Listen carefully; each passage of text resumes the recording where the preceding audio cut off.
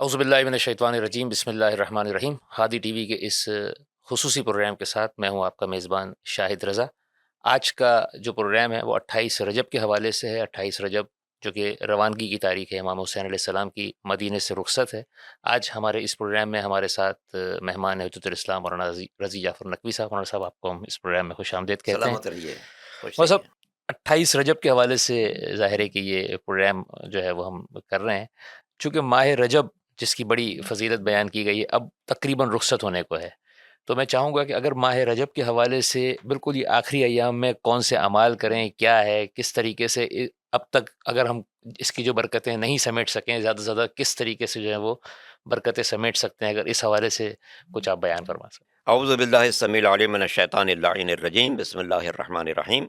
الحمد للہ رب العالمین والعاقبۃ للمتقین والصلاۃ والسلام علی سیدنا و نبینا بالقاسم محمد وآلہ الطیبین الطاہرین المعصومین واللعنۃ علی اعدائہم اجمعین، اما بعد فقد قال اللہ سبحانہ وتعالی فی محکم کتابہ الکریم، بسم اللہ الرحمن الرحیم، ذکرہم بایام اللہ، ان لوگوں کو یاد دلاؤ اللہ کے دن، ذکرہم بایام اللہ، ان لوگوں کو یاد دلاؤ اللہ کے دن۔ ارے ہر دن اللہ کا ہے، ہر رات اللہ کی ہے، ہر لمحہ اللہ کا ہے، پوری کائنات اسی کی ہے۔ یہ دریا، یہ روانی، یہ سمندر، یہ طغیانی، یہ آفتاب ان کی تمازت، یہ مہتاب اس کے خون کی، یہ ستارے ان کی چمک، یہ پھول ان کی مہک، یہ پھل ان کی مٹھاس، کائنات کے ہر شے اللہ کی ہے۔ تو یہ جو آیت ہے کہ ذکرہم بایام اللہ، ان لوگوں کو یاد دلاؤ اللہ کے دن، تو اس سے اندازہ ہوتا ہے کہ کچھ ایسے دن ہیں جن کو اللہ یاد کرنا چاہتا ہے اور اپنے پیغمبر کو حکم دیتے ہیں کہ ان کو یاد دلائیے۔ تو یقیناً وہ ایام اس میں بہت اہمیت کے حامل ہے، جس میں انسان اللہ سے قریب ہونے کی کوشش کرتا ہے۔ یہ 3 مہینے، رجب، شعبان، ماہ رمضان مبارک، یہ مسلسل وہ مہینے کے جو ذکر خدا، عبادت، ریاضت کے لیے بہت اہمیت کے حامل ہیں۔ اس سے بعض لوگ ان 3 مہینوں میں مسلسل روزہ بھی رکھتے ہیں، پہلی رجب سے لے کے آخر رمضان تک ہر دن ان کے روزے میں ہوتا ہے۔ اور یہ بھی ہے کہ رجب کا مہینہ مولا کائنات امیر المومنین علی بن ابی طالب علیہ السلام کا مہینہ ہے اور اللہ کا بھی مہینہ ہے، کیونکہ اس میں انسان اللہ کو بہت یاد کرتا ہے، اور اللہ کے خاص خاص بندے اس مہینے میں آئے ہیں۔ اس مہینے کا آغاز ہی ہوا ہے ایک ولادت باصادت سے، امام محمد باقر علیہ السلام سے۔ امام محمد باقر علیہ السلام وہ ذات ہیں، ائمہ طاہرین میں واحد امام، جن کے دادا بھی امام ہیں، جن کے نانا بھی امام۔ ان کے دادا امام حسین علیہ السلام ہیں، ان کے نانا امام حسین مجتبیٰ علیہ السلام ہیں۔ اور جس طرح مولا کائنات اول ہاشمی من ہاشمیین، پہلے وہ ہاشمی شخص ہیں کہ جن کی ماں بھی ہاشمی، جن کے باپ بھی ہاشمی، تو جس طرح مولا کے لیے ہے کہ اول ہاشمین من ہاشمیین، 2 ہاشمی سے یہ ہاشمی دنیا میں ہے، اسی طرح 5ویں امام اول فاطمیین من فاطمیین، وہ پہلے جناب فاطمہ کے اولاد ہیں، جن کی ماں بھی جناب سیدہ کی بیٹی اور جن کے باپ بھی جناب سیدہ کے والد۔ اسی طرح مسلسل اس میں تاریخ میں اس مہینے میں ولادتیں ہیں، اور سب سے اہم ولادت تو مولا کائنات کی ہے جو 13 رجب کو ہے۔ پھر اس میں مہینے میں اعمال کی بڑی اہمیت ہے۔ ایک خاتون تھی ام داؤد کا بیٹا بلا جرم خطا وہ قید ہو گیا تھا، بہت پریشان تھی، چھٹے امام کی خدمت حاضر ہوئی، مولا کیا کروں؟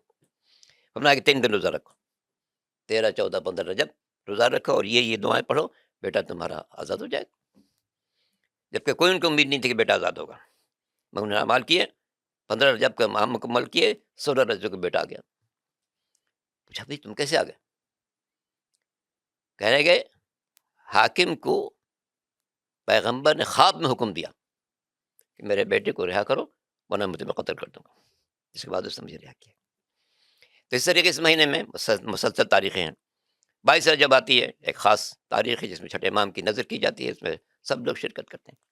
پھر 24 رجب آتی ہے، فتح خیبر کی تاریخ۔ اخبار نے کہتی اچھی بات کہی، بڑھ کے خیبر سے مارے کئی دین و وطن، آج دنیا میں کوئی حیدر ہے کر رہا ہے۔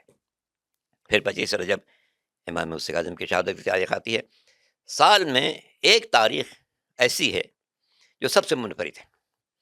دوران سال ہم جتنے خوشی کی تاریخیں ہیں یا غم کی تاریخیں ہیں، جو خوشی دن میں ہوتی ہے وہی رات کو ہوتی ہے، اور جو غم دن میں ہوتا ہے وہی رات کو ہوتا ہے، لیکن ایک تاریخ ایسی جس میں دن میں خوشی اور ہے، رات کی خوشی اور ہے، اور وہ ہے 27 رجب۔ 27 رجب کی شب معراج ہے، جس میں سرکار دو عالم عرش کی بلندیوں پر گئے. سبحان الذی اسریٰ بعبدہ لیلا من المسجد الحرام الی المسجد الاقصی الذی بارکنا حولہ لنریہ من آیاتنا انہ هو السمیع البصیر. تو یہ شب معراج ہے جو سن 8 62 میں ہے، اور دن روز بعثت ہے. 27 رجب کو سرکار دو عالم غار میں مصروف عبادت تھے. نہج البلاغہ میں مولا کائنات فرماتے ہیں کہ پیغمبر غار کے اندر تھے، میں باہر بیٹھا ہوا تھا، میں نے اچانک ایک روشنی محسوس کی اور ایک چیخ سنی. تو بعد میں نے پیغمبر سے پوچھا کہ اللہ کا رسول یہ کیا بات ہے؟ ایک روشنی میں نے دیکھی، ایک چیخ میں نے سنی. فرمایا وہ روشنی جو دیکھی وہ وحی الہی کی تھی، پہلی وحی آئی تھی اقرا باسم ربک الذی خلق.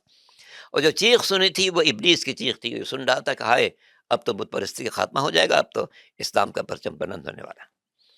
تو یہ اس اعتبار سے یہ تاریخ سال کی سب سے منفرد تاریخ ہے کہ رات کو جو خوشی ہے وہ شب معراج کی ہے، اور دن میں جو خوشی ہے وہ روز بعثت کی ہے. پھر مہینہ ختم ہونے سے پہلے یہ غم کی تاریخ آ جاتی ہے. ماہ رجب میں انسان کو جتنا ہو سکے اللہ کے بارگاہ میں حاضری دینا چاہیے.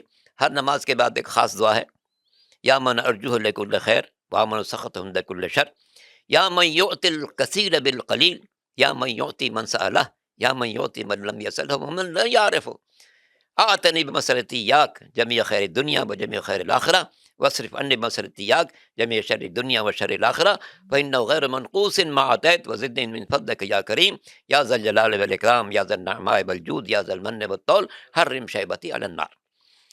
تو یہ بہت ہی مخصوص دعا ہے جس کے لیے اے وہ ذات جس سے ہم ہر نیکی چاہتے ہیں، ہر برائی سے بچنا چاہتے ہیں. مجھے دنیا کی بھی بھلائی عطا فرما، آخرت کی بھلائی عطا فرما. یہ وہی دعا ہے جو قرآن مجید میں ربنا آتنا فی الدنیا حسنۃ وفی الآخرۃ حسنۃ وقنا عذاب النار. اور اس مہینے میں انسان کے لیے جتنا امکان ہو صدقہ کرے، خیرات کرے، اپنے پڑوسیوں کا خیال رکھے، یتیموں کا خیال رکھے، بیواؤں کا خیال کرے. روزہ تو اس مہینے میں غیر معمولی اہمیت کا حامل ہے. یہ روزہ انسان کو جنت میں ایک غیر معمولی درجے پر فائز کرنے والا ہے. بلکہ بعض حدیث میں پڑھتے ہیں کہ ماہ رجب کا ایک روزہ اس کا اجر و ثواب اتنا ہے جو سال کے اور کسی دن کے روزے کا ثواب نہیں. تو اس سے کوشش کرنی چاہیے کہ اگر ایک دن بھی باقی رہ گیا، مثلا 29 تاریخ باقی رہ گئی ہے، 30 تاریخ باقی رہ گئی ہے، تو ہم اس میں ایک روزہ کم از کم رکھ لیں تاکہ ہم پیش پروردگار اس شرف کو حاصل کر سکیں. تو رجب اس اعتبار سے بہت اہم مہینہ ہے صحیح. کہ یہ پورا مہینہ شروع سے لے کے آخر تک عظمتوں کا مہینہ، جلالتوں کا مہینہ. ٹھیک. خوشی کا آغاز ہو رہا ہے، غم پر اختتام ہو رہا ہے. اسی مہینے میں سرکار سید الشہداء کو مدینہ چھوڑنا پڑ رہا ہے. کس قدر عبرت انگیز بات ہے، کس قدر عبرت انگیز بات ہے. 60 سال پہلے پیغمبر نے مدینے کا رخ کیا دین کی خاطر، اور 60 برس کے بعد نواس رسول مدینے چھوڑ رہا ہے دین کی خاطر. اصل جیسے آپ نے فرمایا کہ رسول خدا صلی اللہ علیہ وسلم جو ہے وہ ہجرت کرتے ہیں مکے سے مدینے کی جانب، اور مدینہ جو ہے وہ رسول اللہ کا بہت یعنی ایک ایسا شہر ہے کہ جس سے رسول اللہ کو بڑی ایک قربت رہی ہے، اور اہل مدینہ جو ہے وہ حضور سے اور ان کے خاندان سے بڑے تو جو ہے وہ ایک محبت اور عقیدت رکھتے تھے. تو اس زمانے میں جو حالات تھے اس کو اگر تھوڑا سا بیان کریں. اصل میں ہوا یہ ہے کہ جب سرکار دو عالم نے مکے میں اعلان رسالت کیا، چونکہ مدینہ مرکزی شہر تھا تجارت کے اعتبار سے، تو آنا جانا بہت لوگوں کا ہوتا تھا. تو مکے کے کچھ لوگ آئے مدینے تجارتی معاملات کے لیے. مجھے مکے میں حالات کیا ہیں؟ کہا کہ بھائی مکے میں ایک آدمی آیا ہے، وہ کہتا ہے میں نبی ہوں، بتوں کو مت مانو، اللہ کو ایک مانو. یہ کون آدمی ہے بھائی؟ اچھا. تو اس طرح لوگوں کی آمد سے پتہ چلا ہاں کوئی آیا ہے. تو ایک ساتھ 6 آدمی آئے مدینے سے. حج کا زمانہ میں لوگ مکے آتے رہتے تھے. 6 آدمی آئے، پیغمبر سے ملاقات کی. پیغمبر نے کو سمجھایا کہ بھائی دیکھو یہ انسان جو ہے بے مقصد نہیں پیدا ہوا ہے، ایک مقصد حیات ہے، اللہ نے اس مقصد کو سمجھانے کے لیے مجھے بھیجا ہے. ان لوگوں نے چونکہ بت پرستی اختیار کر کے خود بناتے ہیں، وہ خود ہی اسے سجدہ کرتے ہیں. ہم کہتے ہیں نہیں، جس کو خود بنایا اس کو کیا سجدہ کرنا، جس سے کائنات کو بنا اس کو سجدہ کرو. تو پیغمبر اتنے شیریں انداز سے ان کو سمجھایا کہ ان 6 آدمی نے دین قبول کر لیا. واپس گئے، جا کے لوگوں نے بتایا تو اگلے سال چونکہ حج کے موقع پہ سب آتے تھے، حج کے موقع پہ 12 آدمی آئے. پھر اسی طرح ہر سال تعداد بڑھتی چلی گئی، یہاں تک کہ آخر میں 80 آدمی آئے. اور یہ وہ زمانہ تھا کہ جب مکہ انتہائی پرآشوب ہو چکا تھا. جناب ابو طالب دنیا سے رخصت ہو چکے تھے، تو انہوں نے آفر کی کہ بھئی مکہ پورا شوب ہے، جناب ابو طالب جو آپ کے سب سے بڑے پاسبان تھے وہ دنیا سے جا چکے ہیں، آپ مدینہ تشریف لائیے۔ انہوں نے کہ نہیں، میں جب تک حکم خدا نہیں ہوگا شہر نہیں چھوڑوں گا۔ یہاں تک کہ پیغمبر اسلام نے باقی لوگوں سے بھی کہا کہ بھئی جو لوگ سختی میں ہیں وہ مدینے چلے جائیں، مدینے کے لوگ ان کو اچھی طرح رکھنے کے لیے آمادہ ہیں۔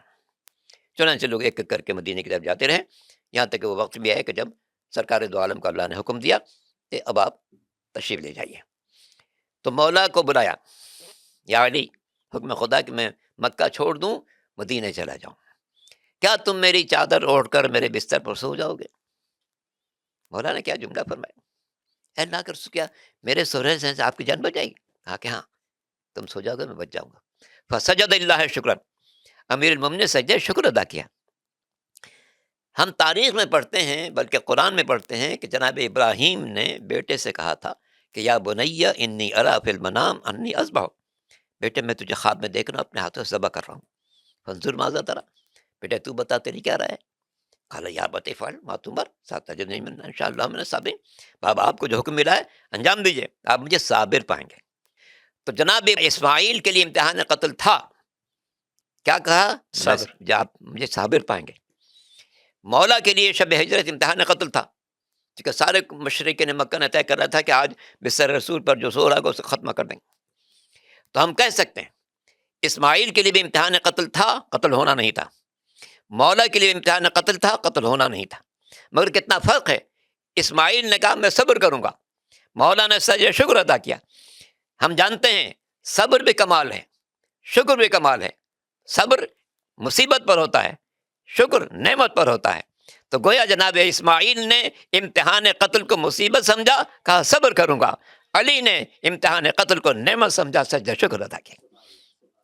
اور یہی وہ جذبہ ہے جو آل محمد کے دل میں ہمیشہ برقرار ہے۔ اس لیے جب دمشق میں چوتھے امام سے یزید نے کہا تھا کہ دیکھا ہم نے آپ کے ساتھ کیا کیا، تو اس نے کہا الشہادۃ لنا کرامۃ، راہ خدا میں جان دینا ہماری عزت ہے، ہمارا افتخار ہے۔ یہ ہمیں جذبہ اپنے جد سے ملا ہے، مولا کائنات سے ملا ہے، کہ جو راہ خدا میں قربانی کو ایک نعمت الہی سمجھتے ہیں۔ تو یہ امام عالی مقام حسین ابن علی علیہ السلام جو مدینہ چھوڑ رہے ہیں، مدینہ خدا کی خاطر چھوڑ رہے ہیں۔ صحیح۔ تو یہ تاریخ کا تسلسل رہا ہے۔ شاہ صاحب، جب یہ رسول خدا جو ہے وہ ہجرت کر کے جب مدینہ پہنچ جاتے ہیں، ہاں، وہ مدینے والی بات، ہاں، بدن میں رہ گئی، مدینے پہنچ گئے۔ جب مدینے خبر پہنچی لوگوں کو کہ پیغمبر آ رہے ہیں، تو پورے شہر میں ایک جذبہ تھا، وہ اللہ کا نبی آ رہا ہے، اللہ کا نبی آ رہا ہے۔ چونکہ تقریباً 100 آدمی جو پہنچ چکے تھے، انہوں نے بات کو خوب پھیلا دیا تھا کہ اللہ کا نبی ہے، آخری نبی ہے، ایسا خوبصورت چہرہ، ایسی زلفیں ہیں، ایسے باتیں ہیں، ایسی خوبصورت آنکھیں ہیں، ایسے انداز گفتگو ہے۔ تو لوگ مطمئن تھے، اور چنانچہ جب حضور پہنچے ہیں تو ان کا غیر معمولی استقبال ہوا ہے، پورا شہر آیا تھا۔ اور اس کا مشہور جملہ وہی کہ طلع البدر علینا، آج ہمارے یہاں چاند نکلا ہے، صحیح، ہم اندھیرے میں تھے، اب روشنی ہے۔ اور پھر ظاہر ہے کہ جب کفار و مشرکین مکہ نے یہ دیکھا کہ بھائی یہ لوگ مدینے جا کے بڑے سکون میں ہیں، تو انہوں نے جنگ مسلط کرنا شروع کی۔ جس طرح سے جب ابتدا میں کچھ لوگوں کو پیغمبر صاحب نے حبشہ بھیجا تھا، اور وہ لوگ 83 آدمی کا قافلہ جناب جعفر طیار کی قیادت میں گئے تھے، تو مشرکین مکہ کو بھی بہت کھل گیا تھا کہ یہ لوگ وہاں جا کے بڑے آرام سے کیوں ہیں۔ یہ ان کا وفد بھی گیا تھا کہ واپس کرو، اس نے کہا نہیں، یہاں سے بھاگ جاؤ، یہ لوگ واپس نہیں چلیں گے، اس تفصیل میں نہیں جانا۔ تو مدینے میں چونکہ سرکار کا غیر معمولی استقبال ہوا، اور گویا حاکم اعلیٰ بن گئے شہر کے، سارے فیصلے حضور کی منشا سے ہوتے تھے۔ مگر ظاہر ہے کہ جب اسلام پھیلا، فتوحات میں مال غنیمت آنا شروع ہوا، تو مال کے لالچی لوگ بھی شامل ہونا شروع ہوئے، اور بڑی تعداد ان شامل ہونا شروع ہوئی۔ قرآن مجید ایک آیت ہے جو بہت سے فلسفوں کو سمجھا دیتی ہے۔ اے پیغمبر، آپ کے ارد گرد ہر طرف جو ہے منافق ہیں۔ مدینے میں وہ لوگ ہیں جو سرکش ہیں، نفاق، انتہائی سرکش نفاق، اور ہم دیکھ رہے ہیں اس کا نتیجہ کہ جب سے اللہ نے کہہ دیا تھا کہ آپ کے ارد گرد سب منافق بھرے ہوئے ہیں، اور مدینے میں جو منافق ہیں انتہائی سرکش منافق ہیں۔ انہی سرکش منافقین نے پیغمبر کے دفن ہونے کا انتظار نہیں کیا، بلکہ علی مصروف ہے دفن و کفن میں، اور ان لوگوں نے ایک مشورہ کر کے اور کسی اور کو بٹھا دیا، اور اس کے بعد دنیا والوں کو خوفزدہ کرنے کے لیے درس آگ لکڑی لے کر آ گئے۔ یہ در حقیقت ان لوگوں کو ذہن میں تھا کہ ہم ان کو ڈرا دیں، سارے مدینے کو ڈرا دیں، کہ ہم پیغمبر کی بیٹی کے گھر بھی جلا سکتے ہیں اگر تم لوگ ہماری بات نہیں مانو گے، ہم علی کو بھی قید کر سکتے ہیں اگر تم لوگ یہ بات نہیں مانو گے۔ اچھا صاحب، امام حسین علیہ السلام کی کس طریقے سے انٹروڈکشن کروائی ہے؟ جب رسول خدا مدینے میں تھے تو ہم نے دیکھا کہ رسول خدا نے کس طریقے سے امام حسین علیہ السلام کو انٹروڈیوس کروایا ہے، پہچنوایا ہے، امام حسین علیہ السلام کی فضیلت کو مدینے کے لوگوں کے درمیان جو بتایا ہے، جی جی، اگر اس حوالے سے تھوڑا یا سا۔ امام حسین علیہ السلام کو جو سفر کرنا پڑا ہے وہ ان منافقین کے سازشوں کی بنا پر، ورنہ سارا مدینہ دیکھ رہا تھا کہ جب امام حسین تشریف لائے ہیں دنیا میں تو پیغمبر نے ان کو آغوش میں لیا، بوسہ دیا، پیشانی کو چوما، رخسار کو چوما۔ اگر یہ دونوں شہزادے حسن حسین مسجد میں داخل ہوتے ہیں، پیغمبر مسجد میں خطبہ دے رہے ہیں، پیغمبر نے خطبے کو روکا، ممبر سے اترے، بچوں کو اٹھایا، اپنے زانوں پر بٹھایا۔ کبھی ایسا بھی ہوا کہ اگر عید کا موقع ہے، پیغمبر عیدگاہ جا رہے ہیں، حسن حسین نے دیکھا کہ بہت سے بچے اونٹوں پر سوار ہو کے جا رہے ہیں، ہم لوگ پیدل جا رہے ہیں، تو نانا سے کہا نانا سب کے تو اونٹ ہیں، ہم لوگ ہماری کیا سواری کہاں ہے؟ تو پیغمبر نے دونوں کو اپنے کاندھوں پہ اٹھا لیا اور کہا کہ تمہاری سواری یہ ہے۔ یہاں تک دیکھنے والوں نے کہا، بچوں سے کہا، اے حسن حسین تمہاری سواری کتنی اچھی؟ تو پیغمبر نے کہا کہ یہ دیکھ رہے ہو کہ سواری کتنی اچھی ہے، یہ کیوں نہیں دیکھتے کہ سوار کتنے اچھے ہیں؟ تو یہ ناز برداری تھی پیغمبر اسلام کی۔ اور یہ کبھی سب کوئی مدینے کے لوگ دیکھ رہے ہیں۔ یا کبھی کوئی صحابی آیا پیغمبر سے ملنے، بچے بہت چھوٹے تھے، پیغمبر دونوں کو اپنے چادر میں چھپائے ہوئے آ رہے ہیں، بات کر رہے ہیں۔ بھائی ہیں آپ آغوش میں کس کو چھپائیں؟ کہ یہ حسن حسین ہیں جو میرے جگر کے ٹکڑے ہیں، یہ ان کا خون میرا خون ہے، ان کا گوشت میرا گوشت ہے، ان کی جنگ میری جنگ ہے، ان کی صلح میری صلح ہے۔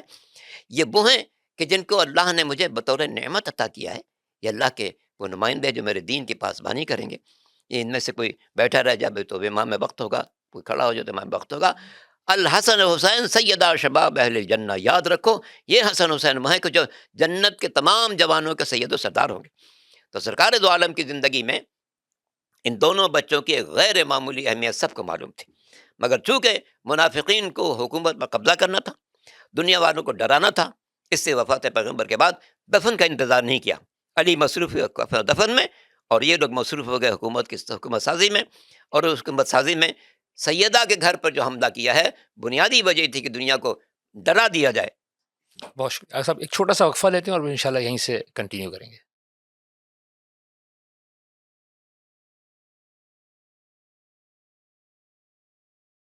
پروگرام میں ہم آپ کو ایک دفعہ پھر خوش آمدید کہتے ہیں۔ اور صاحب، جیسا کہ آپ وقفے سے پہلے آپ نے فرمایا کہ رسول کے دور میں رسول نے کس طریقے سے جو ہے وہ امام حسن علیہ السلام کی، امام حسین علیہ السلام کو انٹروڈیوس کروایا لوگوں کے درمیان، لیکن ہم دیکھتے ہیں جیسے آپ نے تھوڑا اشارہ بھی فرمایا کہ جیسے ہی رسول جو ہے وہ اس دنیا سے پردہ کرتے ہیں، اس کے بعد ہم ایک عجیب صورتحال دیکھتے ہیں کہ کچھ ہی دنوں کے بعد رسول کی جو اکلوتی بیٹی ہیں وہ یہ کہتے ہوئے چلی جاتی ہیں کہ مجھ پر وہ مظالم ڈھائے گئے کہ جو اگر پہاڑوں پر پڑتے تو ریزہ ریزہ ہو جاتے۔ کچھ ہی عرصے کے بعد پھر جو ہے وہ مولا کائنات کو مسجد میں، اللہ کے گھر میں جو ہے وہ شہید کر دیا جاتا ہے۔ امام حسن علیہ السلام کو جو ہے وہ گھر کے اندر جو ہے وہ زہر دے دیا جاتا ہے، اور پھر امام حسین علیہ السلام کا تو واقعہ ہی بالکل ایک۔ تو اتنے کم عرصے میں کیا یہ مدینے کے لوگ سب بھول گئے کہ جو ہے وہ رسول خدا نے کس طریقے سے جو ہے وہ اپنے اہل بیت کا تعارف کروایا تھا؟ کہ یہ اتنے عرصے میں اتنی بڑی چینجز؟ اصل میں ان تمام سوالات کا جواب سورہ توبہ کی اس آیت میں موجود ہے جو میں نے عرض کی کہ پیغمبر آپ کو منافقین نے گھیر رکھا ہے، مدینے میں وہ جو سرکش نفاق، یہ سرکشی یہ لوگ حضور کے زمانے میں نہیں دکھا سکتے تھے۔ اذا جاءک المنافقون قالوا نشهد انک رسول اللہ واللہ یعلم انک لرسولہ واللہ یشهد ان المنافقین کاذبون۔ سورہ منافقون کی آیت۔ اے پیغمبر، یہ منافقین آپ پاس آتے ہیں، کہتے ہیں کہ ہم آپ کی گواہی دیتے ہیں کہ آپ اللہ کے رسول ہیں، اللہ بھی جانتا ہے کہ آپ اللہ کے رسول ہیں، مگر اللہ گواہی دیتے ہیں کہ جھوٹے ہیں۔ زبان سے کچھ کہہ رہے ہیں، دل میں کچھ اور ہے۔ چونکہ زبان سے کہہ رہے ہیں آپ اللہ کے رسول ہیں، دل میں یہ کہ آپ ہٹیں گے تو ہم آپ قبضہ کریں گے۔ تو اسی لیے چونکہ یہ آیت ہمیں نشاندہی کرتی ہے، پورے واقعات اسے سمجھ میں آ جاتے ہیں۔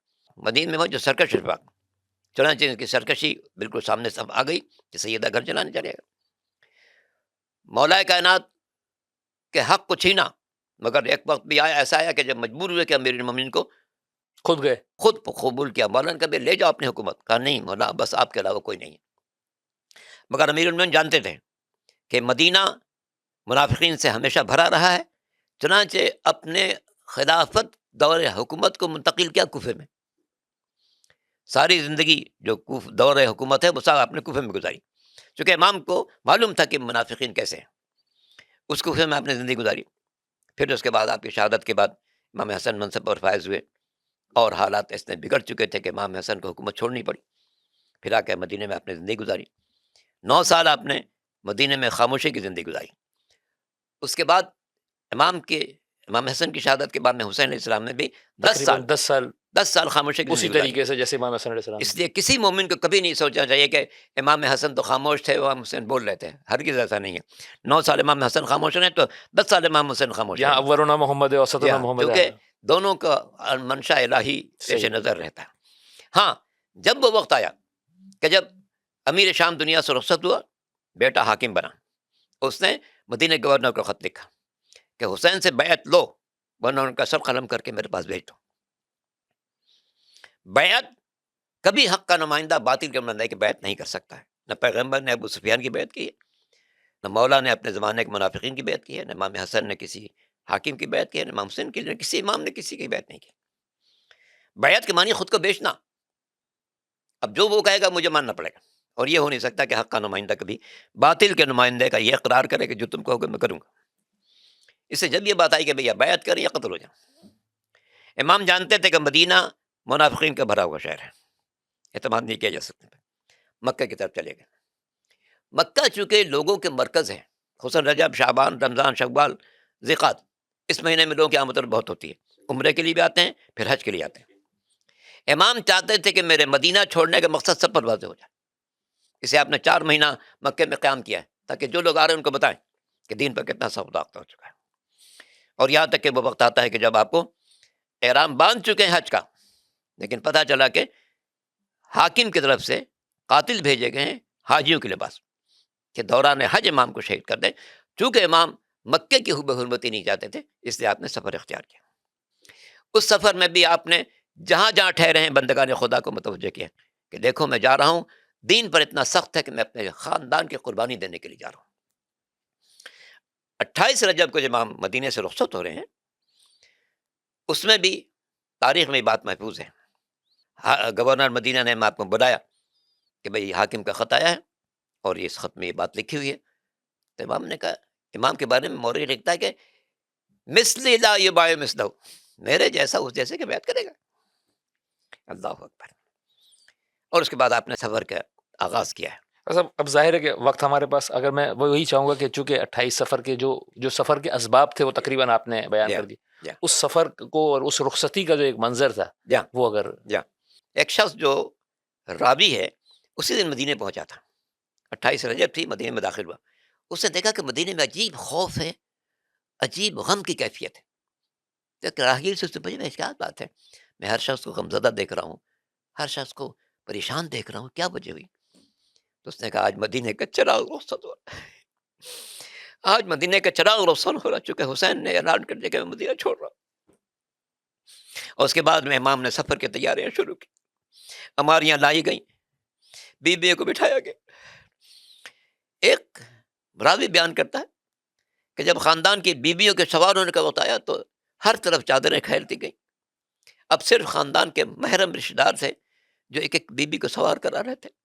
اور بیوی کے سوار ہونے کا منظر یہ تھا، کبھی شہزادہ قاسم آگے بڑھے اپنی ماں ام فروخ کو سوار کرائے، کبھی جناب علی اکبر آگے بڑھے اپنی ماں جناب لیلا کو سوار کرایا، کبھی جناب عباس آگے بڑھے جناب ام کلثوم کو سوار کرایا. راوی کہتا ہے اس کے بعد میں نے ایک منظر دیکھا کہ جناب عباس سارے جوانوں کو حکم دے رہے کہ دیکھو خبردار کسی اجنبی کو قریب نہ آنے دینا، اس سے علی کی بڑی بیٹی سوار ہونے والی.